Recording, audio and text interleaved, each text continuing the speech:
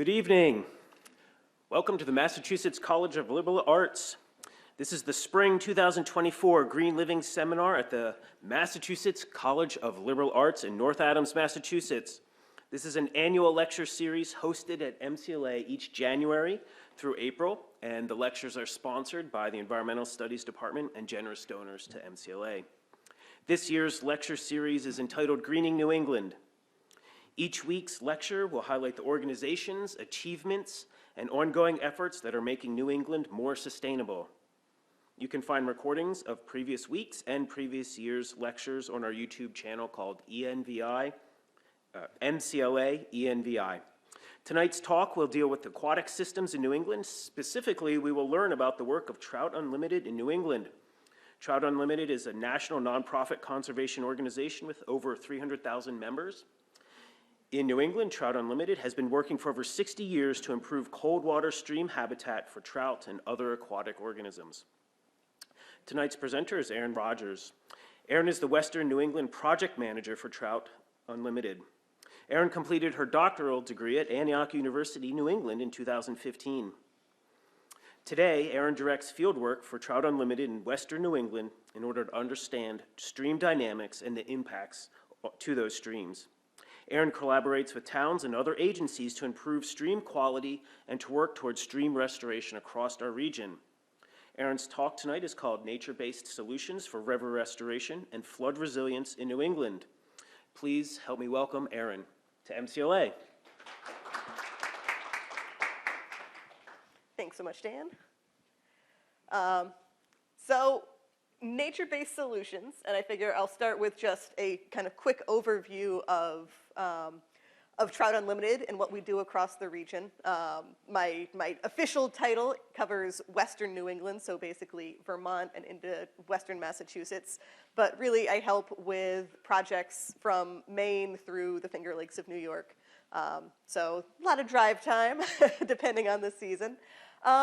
But really, we work for cold water fisheries and the watersheds that they are in.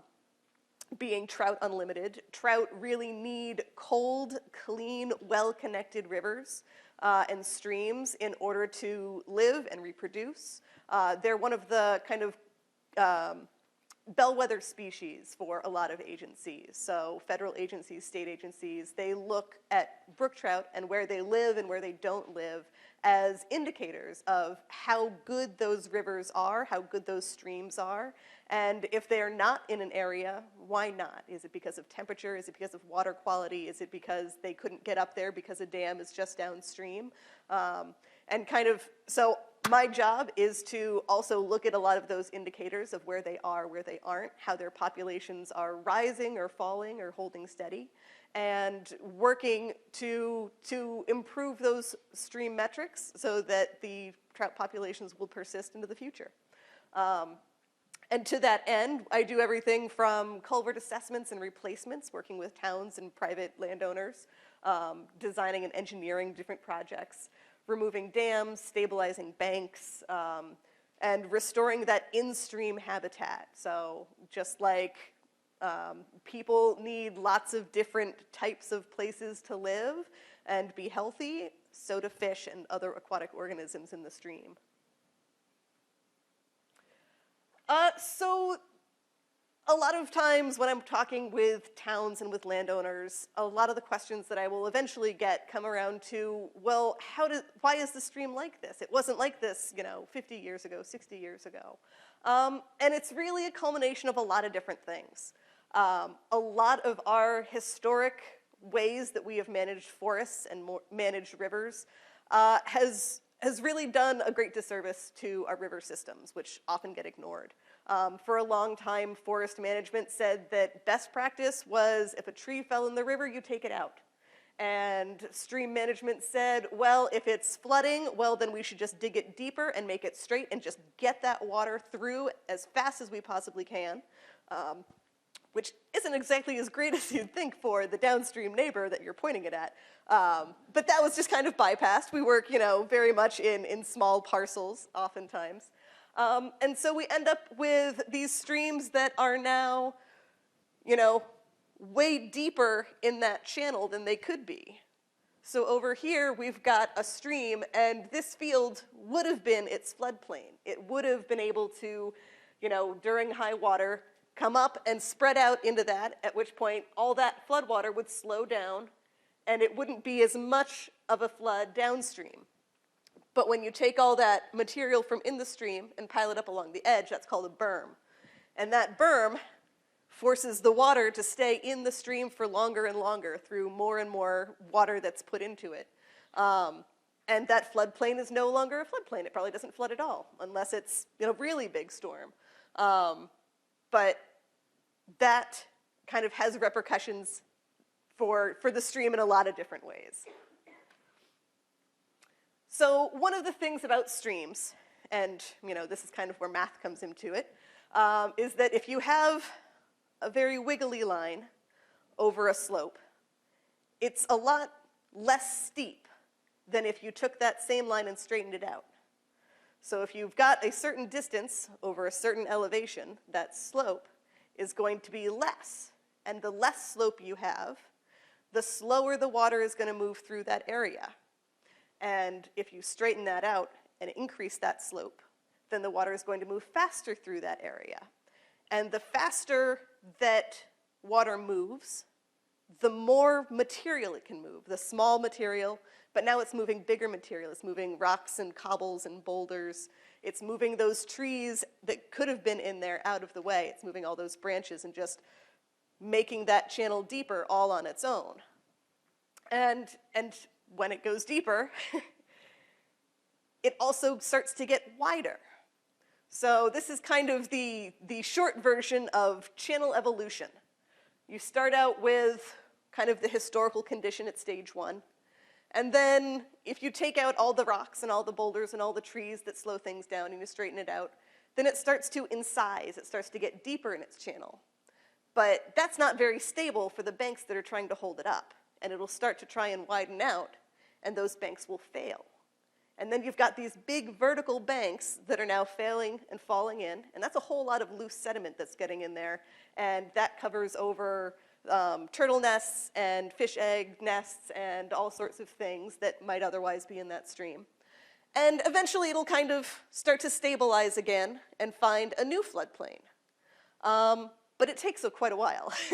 So right now, most of the streams that we have in New England are kind of somewhere between stage 2 and stage 3. We're not really getting close to stabilizing, probably not for quite a while.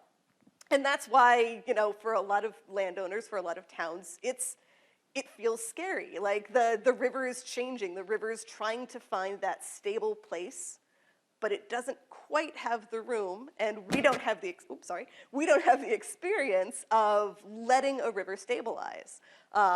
We like to tinker with things. We're people, it's totally fine, that's how we do.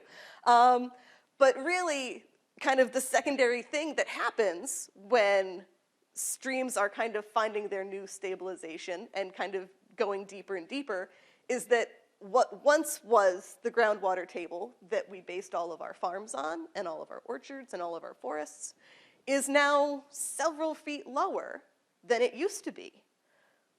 So now that we've got climate change and we've got all of these, we've got more floods, but we've also got more droughts. It's, if you think even back to the last year, it's really hard to imagine the fact that so July, that first week in July, right after the Independence Day, we had that big storm that came through, and it was a huge flood. Most people don't remember that in May, just 6 weeks before, we were in a drought phase. So we went from drought to massive flood in about 6 weeks' time, and then it stayed in flood state. And now that we have less snow in the wintertime, there's a good chance that when we hit this spring, we're going to be in drought again. So it's that higher variation, but this is also kind of feeding into that. It's moving that drought and flood cycle all the faster. So it's creating this negative feedback loop. It just kind of does it again and again and more, which doesn't do, people who are trying to work around and, with streams any favors, much less any of the aquatic organisms that are also trying to live in those streams. So this is a really good example from just a little south of here, the Concopot River in New Marlborough, New Hampshire. It's a beautiful river and surrounded by, by agricultural fields. Some of them are still in use, some of them are not still in use anymore. But you can see here where we've got that kind of stage 2, stage 3, where it got in size to a certain point, and now these banks are failing.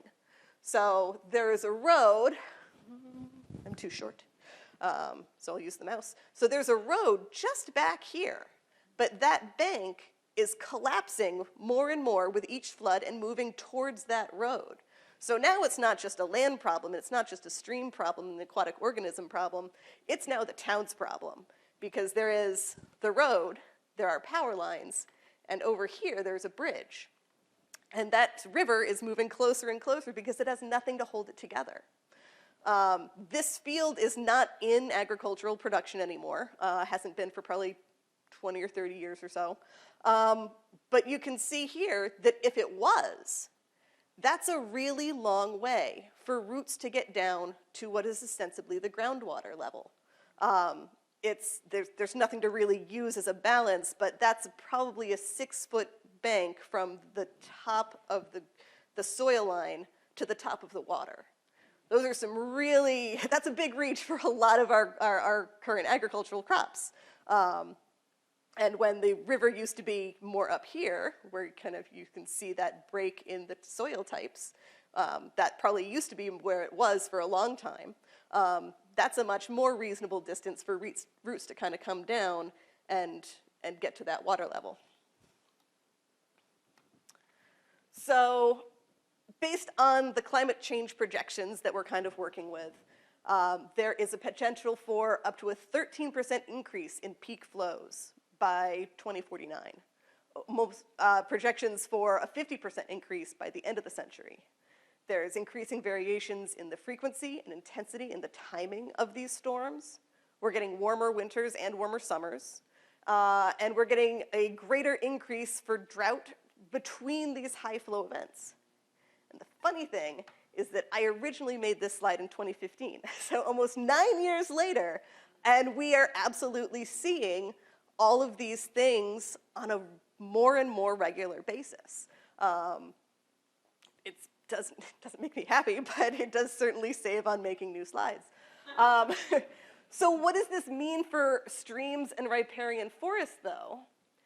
And what can we do now that we have these conditions that we're facing on a regular basis that aren't most likely going to change or reverse in any kind of meaningful way? So just up the river from you folks here, not too far away, this is the Beaver Mill Dam in North Adams, Mass. So one of the things that we are now really looking at are what are called nature-based solutions, and that covers a wide range of things that we can do in and around rivers and around the watershed to help mitigate some of these effects. There are definitely limits to what we can do, though. And it really takes a whole watershed approach and a lot of collaboration that goes into that.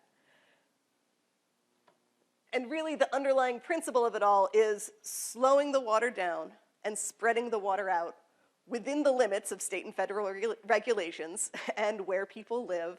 So it becomes really tricky after a while. You need to find which piece goes where, and using kind of that ecological approach that's going to help everyone and everything to the extent possible. And for fish, because I am Trout Unlimited, we look for things that are going to help provide shelter for fish. So one of the things that we focus on is increasing large woody habitat within streams. So that forest management piece from a few slides ago, that historically everybody always said you take those trees out and you get the water through. We're actually going through and we're putting wood back into streams. We use small teams with sawyers and hand tools, and we put things back. And that helps slow that water down. It helps kind of create roughness that helps push water out onto floodplains. And we are very selective about where we do this. Obviously, we're not going to do this in downtown North Adams. We go way up into the headwaters, under the small streams where it's mostly forested, where it doesn't matter if the water goes out into that floodplain there. But that large wood provides shelter and cover from predators. So from a fish's perspective, it's like the difference between having a studio loft that has absolutely no walls inside of it to having a mansion that has 15 different rooms in it, and then you can have, you know, a bunch more people there and never even know that they're there. So for a fish, that's great, because you want the little ones to, you know, be safe from being eaten by the big ones, or by the mink that comes swimming through, or the heron that lands on that tree.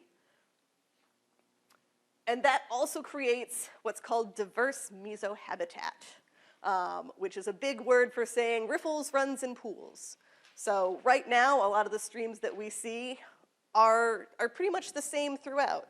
There's not a lot of pools, there's not a lot of deep spots. But adding things back into that channel helps create bigger pools or bars where that smaller, like, rocks and gravels kind of collect. And those smaller rocks and gravels are really important for fish spawning habitat, not just for trout, but for long-nosed sucker, which is a state listed animal through Natural Heritage and Endangered Species Program. It's really important for all sorts of cold water salamanders and amphibians. And it's just creating difference within a stream system that's otherwise not. And it's also creating food.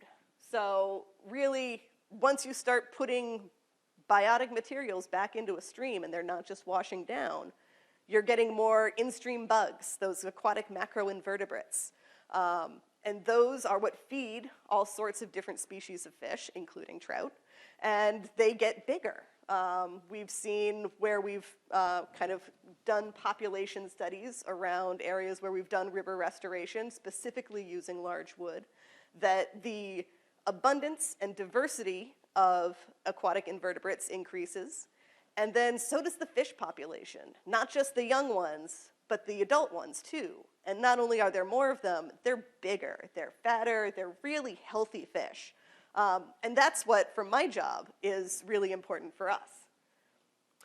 And for the people side of things, it's creating that flood resiliency. So again, it's going back to that slowing the water down by creating roughness.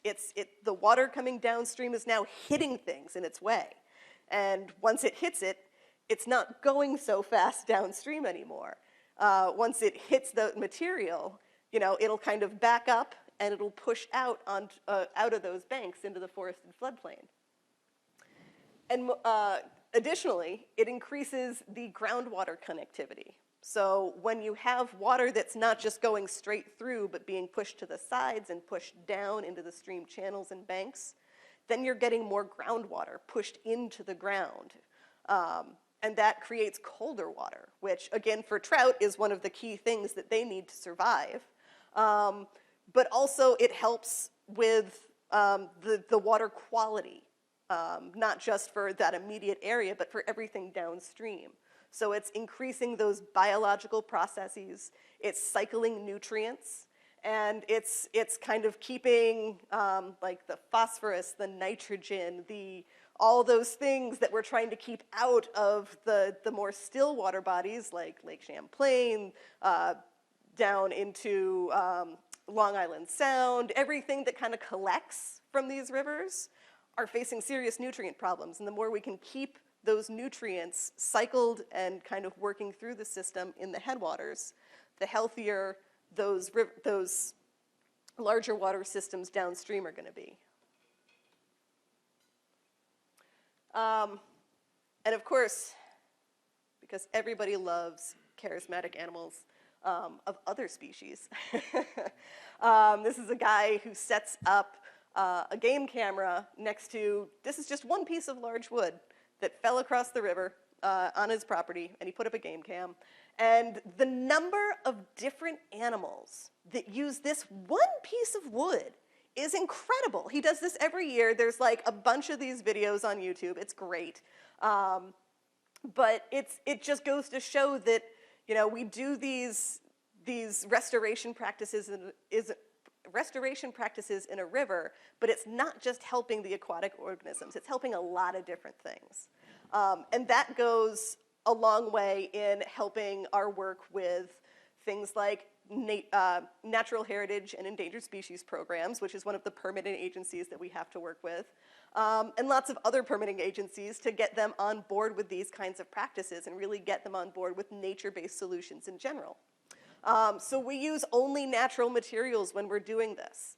We're working not just for the trout, we're working for bats, for wood turtles, for mussels, for all of these things that are having a lot of fun on the large wood there. And it's different. They're using the natural materials definitely kind of brings in a mix of stability and longevity of these kinds of things. Because they're natural, they're going to break down over time.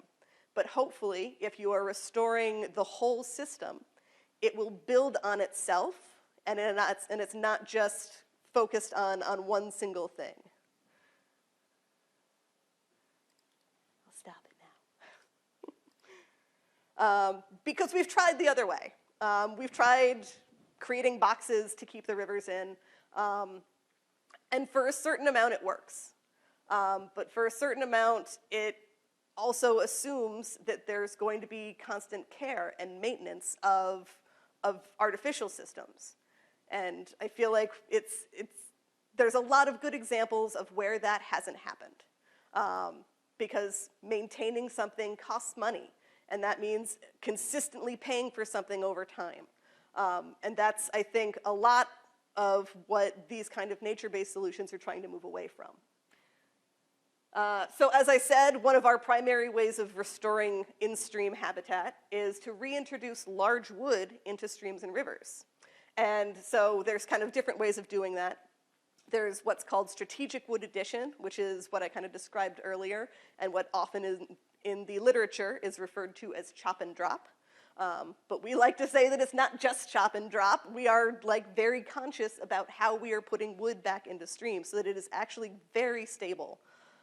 Even through large floods. So we've got, over 50 miles of large wood habitat work done across New England. And then we had the July storm, and we had the great opportunity of monitoring all of this, or not maybe all of it, but a large percentage of it, to see how it held up.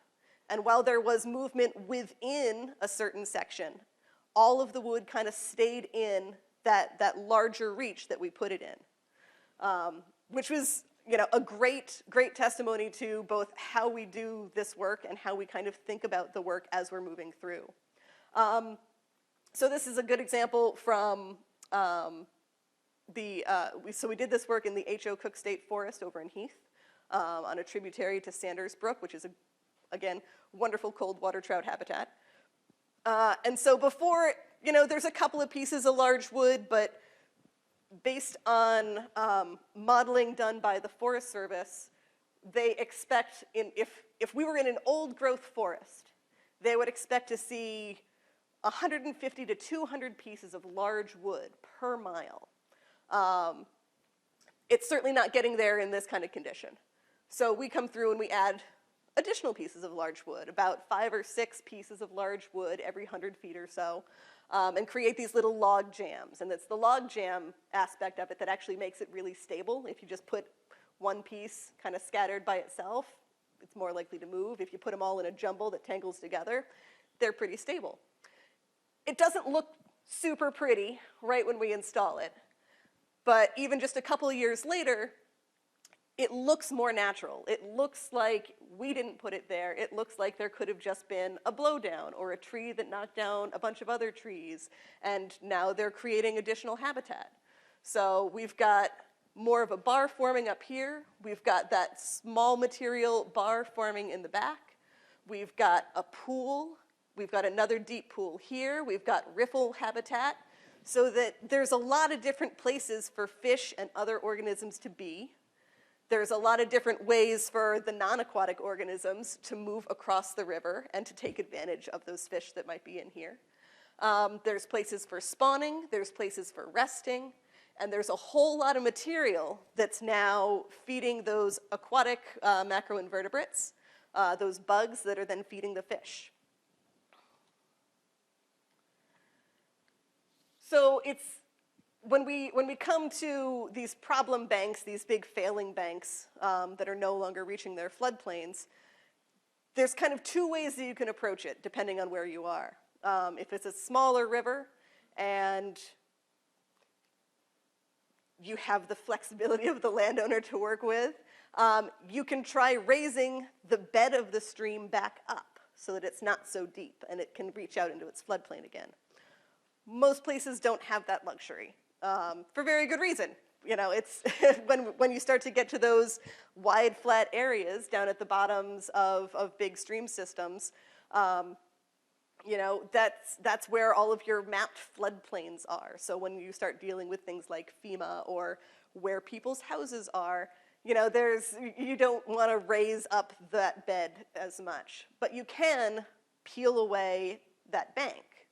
So instead, we kind of take the bank and the vertical walls that it's created, and we slope those banks back. And we can lay pieces of large wood underneath, and these are like the big root wads that are attached to the bottom of some of these trees. And we create what are called soil burritos. And that all, you know, kind of wraps together and is staked, and then we plant over top of it so that it becomes, the large wood acts as kind of a velocity buffer so that it's not just hitting straight into a bank that doesn't have anything in it anymore. And that gives it at least enough time for the materials that we plant on top of it all. It gives them a few years, you know, 10, 20 years even, chance to really grow and get their root systems down. And we use native plants, things that are gonna, you know, have good deep tap roots, things that are gonna be able to help keep those banks together. So not just grasses, but a wide mix of, you know, the low plants, the kind of mid-story plants, those bigger trees that we can expect to grow up. So we also do a lot of wetland restoration in our work too. Trout don't necessarily use wetlands, but they are excellent for flood resiliency and for keeping water cold. So as a whole, they act like giant sponges, both based on the kind of soils that are usually underneath wetlands, and for the fact that, again, it spreads the water out through huge areas and slows the water down a whole lot, gives it time so that after a flood, it's got a lot of time to sink down into that groundwater. And again, just that groundwater activity takes a long time to come back up to the surface. So once it's groundwater, it's getting cooler and cooler and cooler the longer it stays down there. So it keeps our cold water streams really nice and cold when we've got really well-connected wetlands around them. And then really kind of the base of how our program really started in New England was really focusing on getting the infrastructure, the built infrastructure, out of the channel and out of the banks. So this is actually not in Massachusetts. This is just up the road in Dorset, Vermont, on the Meadowy River. And this is not a small river, and this is not a small culvert. That's about 9 foot wide and about 6 feet high culvert. But when you've got a 35 foot wide stream, that still creates a really narrow bottleneck. And when you create that bottleneck, it increases the velocity of the water coming through there and creates a giant scour pool underneath. But you can see how much deeper the river is in its stream bed downstream than it is upstream. You've basically got this unnatural waterfall kind of in the middle of the stream. But we can take those out. We can take those out, we can give the stream back its channel and banks. Oftentimes, especially for the larger systems, you know, we're talking about putting bridges in instead, which is expensive. But you know, it's better than the alternative a lot of the times. So this is now a much more flood resilient structure, because this could get blocked up by pieces of large wood moving downstream that are naturally falling in during a flood, or by boulders or something else. Imagine that this isn't a 35-foot wide stream and a 9-foot wide culvert, but a 10-foot wide stream and a 3-foot wide culvert. Those culverts get blocked up all the time. And those are the ones that make it on the news after floods. You know, the ones that get clogged up during a flood, and then the whole road backs up, and then the whole culvert washes out the road. Sorry, I keep hitting that. And so those are the ones that a lot of the time we target most with towns. Because that really is what's going to increase the flood resiliency for the people, for the human side of things. Yes, it's creating these great, beautiful connected streams, but it's also making sure that during a flood, people have access to emergency services at their homes. If a culvert washes out and there's a whole neighborhood just on the other side of it, then all of a sudden, you better hope nobody's house catches on fire, or anybody has any medical issues, or just needs groceries. And you know, people who have lived in New England for a long time, who have, you know, gone through Irene, through various things, who have seen the towns that have been cut off during great big floods. You know, that's what we're trying to prevent at all scales of floods, because it's happening more and more. And then really kind of some of the things that we don't necessarily address within Trout Unlimited, but that we very much support our partnering organizations on, are doing things like improving stormwater systems, improving water quality, increasing porous infiltration in urban areas. And one of the ways that I always, you know, really love and would love to see more of in different areas are working in bioswales. There have been plenty of studies now starting to come out that are showing that even disrupting paved and impervious surfaces regularly and in small quantities throughout a city will do a whole lot more for water, for flood resiliency, stormwater management, and water quality moving through that city than trying to do something really big like, you know, putting in a much larger park or taking down buildings or parking lots. Like, it doesn't have to be huge, but it has to disrupt it fairly consistently to make it really, you know, worthwhile and actionable. But doing something small is often much more actionable on all sorts of scales, so kind of works out. And really, for kind of going back to that whole watershed approach, for years and years, we and lots of other organizations have kind of worked in a patchwork approach. We can't always do everything everywhere, so we've just kind of done what we can where we can. And you know, having 4 or 5 projects in the town of New Marlborough sounds like a lot on paper, but then when you actually see the whole town, they're so spread out. You know, they're not really working together anymore. So that kind of goes back to the whole kind of collaboration side of things, and really putting our efforts into, all right, well, we've got a bank here, and then what can we do upstream? And then what can we do upstream of that? And how can we build on these things to really start making a difference in really vulnerable locations? Mostly because watersheds don't really care about political boundaries. They don't care if it's this town or another town. And the Hoosick River is a great example. You know, it starts, and this is the only part that's really in Vermont before it swings down and comes through, you know, North Adams and Williamstown and all that. But it has an outsized effect. What's coming down from Vermont has an outsized effect on what's happening in Massachusetts, and then going back into Vermont, and then going into New York. So it's not like we can work these areas separately, or we can, but again, it doesn't really have nearly as much effect as if we did something more planned, more concerted, so that we're making sure that we're getting as much water out into floodplains here in Vermont before it comes down and really has as much of an effect on Massachusetts. And then really worrying about the water quality and all those implications here before it comes back into Vermont. And before all of that heads into New York State and, you know, has its own effects. But that's really where it comes down to, again, those different projects for different areas.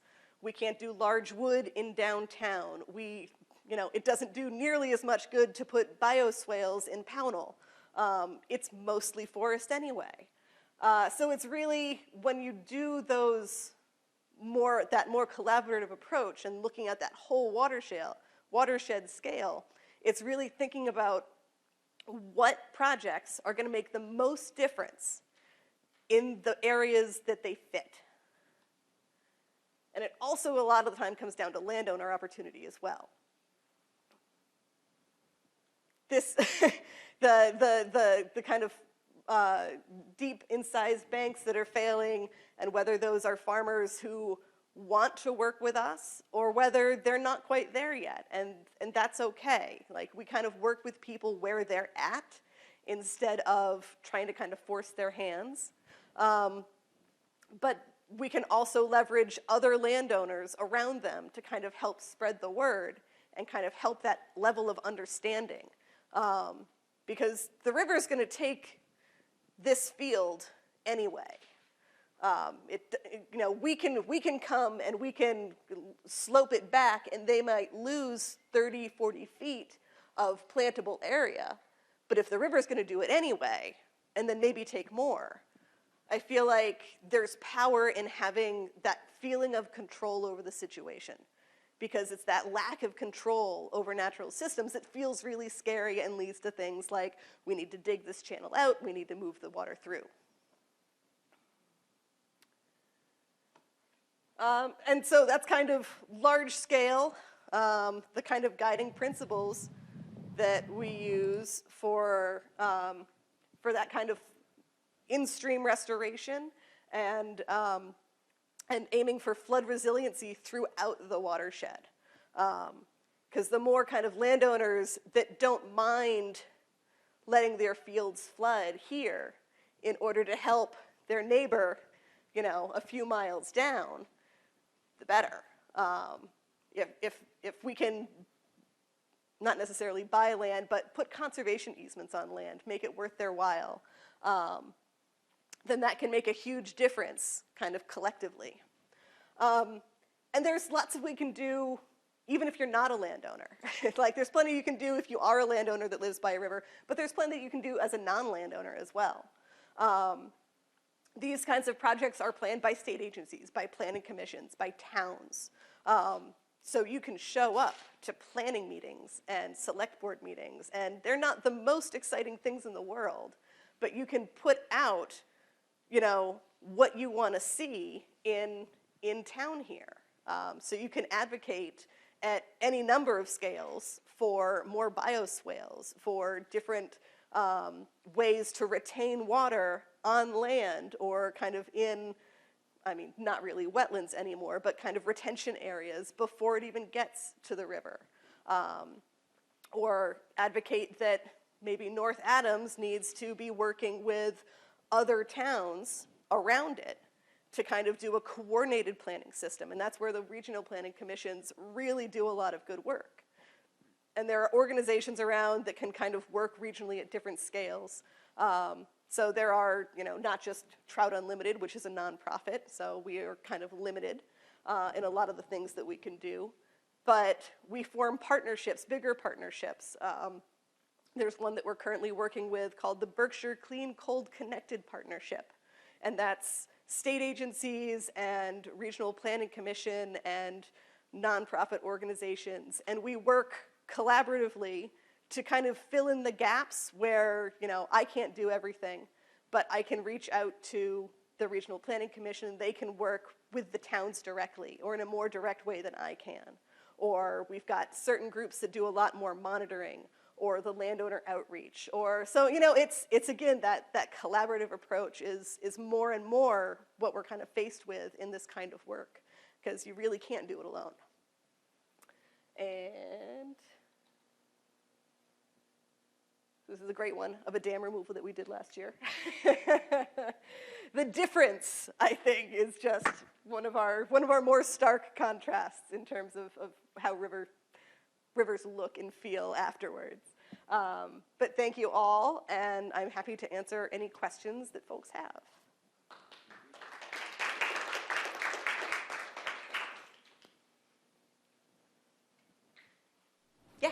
just wanted to ask, you kept mentioning that trout like cold water. Like, what temperature are they after, and what temperature do you normally find in these like little rivers and streams and stuff?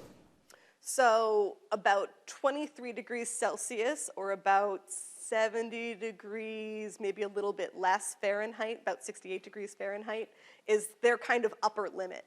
And especially when you have multiple days of the water temperature being above that, that's when they will either be forced to find other places to go, and that's called seeking thermal refugia, is finding those areas where they can find that cold water. And if they're blocked by a dam or a culvert or something like that, it makes it very difficult, and sometimes you can have populations that will just die off for a little while there until more fish move into the area. Yeah. I imagine that you talk about bioswales a little bit. Obviously that's, as you were saying, it's a much more efficient option for city areas sort of like this. What is the cost on that kind of thing? I imagine it comes with a big price tag. It really depends on what's underground, and why working with towns and town planning departments can be really important. So obviously, if there is a gas line buried a certain depth, you're going to stay away from that area or face a whole lot of extra costs. But I feel like I'm not entirely sure on how much a bioswale system costs, but it's certainly a lot less than kind of some of the other things that we do work-wise. I'm sure less than some general flood management. Yeah. Could you speak to the problems with knotweed and what's being done about that? Knotweed and other invasives, and knotweed is a particularly bad invasive if you're not familiar with it. And that's such a tricky problem because really, and again, kind of in that looking at the whole watershed, you can do lots of knotweed management, but if you have a stand of knotweed just upstream or anywhere upstream, you're kind of working against yourself already. Because all it takes is for somebody else to hit it with a weed whacker and it's gonna end up back on where you just cleared it out. So working with neighbors, kind of working, again, collaboratively, finding out where maybe that upstream extent of knotweed is, because it has to end somewhere, and kind of working through larger stretches is going to be the key to that. But really there's two ways. There's either chemical treatment or kind of a multi-year approach of cutting it back and cutting it back and cutting it back until it doesn't come back anymore. Excuse me. Yeah. What project would you say you guys work on the most? Would it be dam removals or working on like failed banks or culverts? It's kind of changed over the years. For a long time, we focused almost exclusively on culverts. But then culverts got really, really expensive, especially around the pandemic start. So we shifted a little bit and really ramped up the large in-stream wood because that is much more cost effective. But it needs very specific conditions, and usually those conditions are in areas that don't have a lot of money. So then we kind of, again, shift back to working more with dams, which are more cost effective than working on culverts because you don't have to put anything back.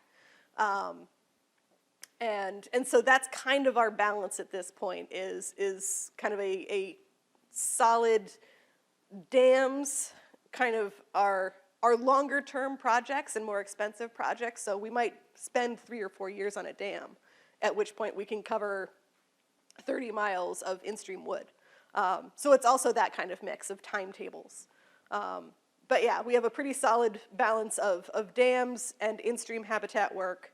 We've got a couple of failing banks because those are, again, longer term and a little bit trickier to permit. And then we still have some culverts, but again, they also take time. So we do fewer of those now than we probably used to. Yeah.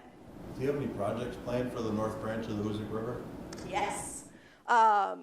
So the Beaver Mill Dam, which I had a picture of early on, yeah, so that's privately owned.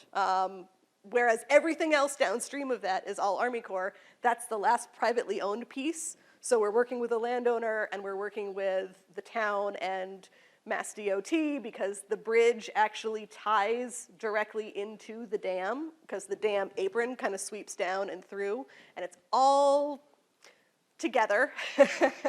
So we are working on that, and we actually have several active grants to help kind of move that forward. And then in, I guess, sort of, Broad Brook, which joins when both of the branches of the Hoosick come together, but we're also working, there's a dam on that we are taking out as well. Yeah. Over the 10 years or so that you've been working on this, have you found elected officials any more amenable to your research and projects? Yes, and it kind of comes in waves, usually very closely tied to how recently there was a flood. Unsurprisingly, right after Irene, we had a really good run, and then we started to get a little less interest by towns. And then we started getting more floods on top of each other, and now everybody's very interested in it again. So it's one of those, I hate it when it floods, I don't want anything to be destroyed, but it sure is good for work. Yeah. You cover a huge region, and there's the projects would be endless, I suppose. So how do you prioritize where to devote your efforts? Yeah, and that's been one that we have wrestled with a lot, because really there's kind of two ways you can go about river restoration. Is you can either find the places that are in really good condition and do your best to protect those and make sure they stay in good condition or even increase their good condition, or you can find the places that are kind of marginal and work to make them possibly get to a good condition. And they're two very different restoration types and restoration styles. But one of the things that we actually did as an organization recently was to go through, excuse me, a much larger prioritization process throughout the region, throughout every state, and kind of focusing in on, all right, where is the really good cold water habitat that is most likely to persist as cold water habitat as global temperatures rise and all that. And luckily, a lot of Western Massachusetts has really good cold water resources. So we've been putting a lot more effort into Berkshire County and into Franklin County, a little bit into the Westfield River drainage. But yeah, it's a hard question to be kind of presented with, because we've done culvert assessments of entire towns, of entire counties, and usually within a watershed or within a town, 50 to 60% of the culverts are undersized and at risk of failure. That's a lot of culverts, it's a lot of money, and that's not even taking into account the dams and the banks and the everything else going on. So it is impossible to address everything, and it's kind of figuring out, all right, once we know, here are the culverts that are at risk of failing, all right, which are the ones that are going to be most necessary for emergency services to certain areas, which ones are going to be most important for any number of things that the town is really there for. And then we can kind of put in our side of, these are the ones that are going to be really good cold water resources, where we've got good habitat, where we've got good landowners working with us, and we can kind of find that nexus between what TU wants and what towns want, and that's where our priorities start to really line up. Yeah.